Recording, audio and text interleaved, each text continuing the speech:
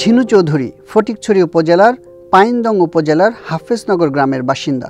টানা বর্ষণে তলিয়ে গেছে তার বাড়ির রান্নাঘর। তাই তো ইট দিয়ে তৈরি অস্থায়ী চুলায় হচ্ছে রান্নার কাজ।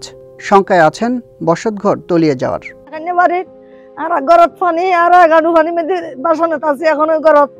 সমস্ত জায়গা ডুবানো, যাতায়াত বন্ধ। কয়েকদিনের ভারী বর্ষণ ও পাহাড়ি ঢলে আগেই প্লাবিত হয়েছে উপজেলার নিম্নাঞ্চল। এতে পানিবন্দী হয়ে পড়েছেন লাক্ষাধিক মানুষ। বসতবাড়ির পাশাপাশি প্লাবিত হয়েছে সড়কও। ফলে বিভিন্ন সড়কে যান চলাচল বন্ধ হয়ে পড়েছে। আজকে বিগত ৩-৪ দিন ধরে বৃষ্টি পড়ি অনেক এখানে পানি হয়ে গেছে। আমরা তো গরু ছাগল নিয়ে অনেক কষ্ট করতেছি। পানি বেশি হওয়ার কারণে আমরা আশ্রয় কেন্দ্রে যাইতে হবে 2 দিন। আমাদের এখানে বন্যা হওয়ার কারণে আমাদের মনে করেন ঘর বাড়িতে আপনারা দেখতেছেন ডুবে গেছে। এরপরে আমাদের গর্ভাবতী পশু আছে, যে গরু ছাগল, এগুলা কোথাও নেওয়ার মতো জায়গা নেই। তারপর যে সরঞ্জামা দিয়ে যে আমার দাদা দেখতেছেন নিতেছে, তারপর ধান নষ্ট হয়ে গেছে, এগুলো আর কি ক্ষয়ক্ষতি, আমাদের জমির মধ্যে চাষ হচ্ছে না।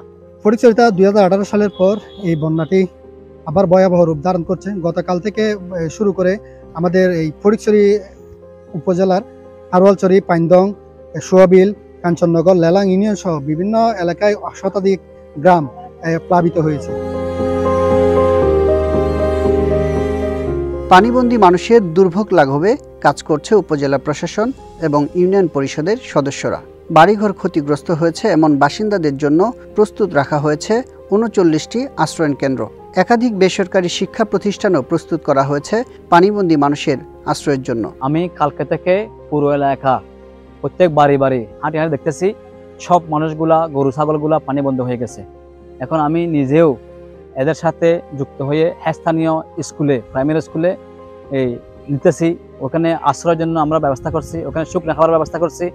আশা করি এই মানুষ কষ্ট থেকে বাঁচার চিন্তাটা আমরা করতেছি। ফটিকছড়ি পৌরসভা বাদে আপনার নাজিরহাট পৌরসভা সহ প্রায় সকল ইউনিয়নে কিন্তু প্লাবিত হয়েছে। 70% এরিয়াই কিন্তু প্লাবিত হয়েছে। 39টা আশ্রয়ণ কেন্দ্র আমরা খুলেছি এখন পর্যন্ত। আমরা 18 জন অফিসারকে দায়িত্ব দিয়েছি আমাদের প্রত্যেকটি ইউনিয়নের খোঁজ খবর রাখার জন্য। আর মেডিকেল টিম গঠন হয়েছে। জনস্বাস্থ্য প্রকৌশল থেকে নিরাপদ পানি এবং স্যানিটেশনের জন্য একটা টিম গঠন হয়েছে। কোথাও এই ধরনের ক্রাইসিস সৃষ্টি হলে তাৎক্ষণিকভাবে তারা কাজ করতে পারবে। উপজেলা প্রশাসন সূত্র জানায়, টানা বর্ষণ ও পাহাড়ি ঢলের কারণে হালদা নদী, ধুরুং খাল, কুতুবছড়ি খাল, লেলাং খাল, ফটিকছড়ি খাল, 12 মাসিয়া খাল সহ উপজেলার সব নদী ও শাখা নদীর পানি প্রবাহিত হচ্ছে বিপদসীমার উপর দিয়ে।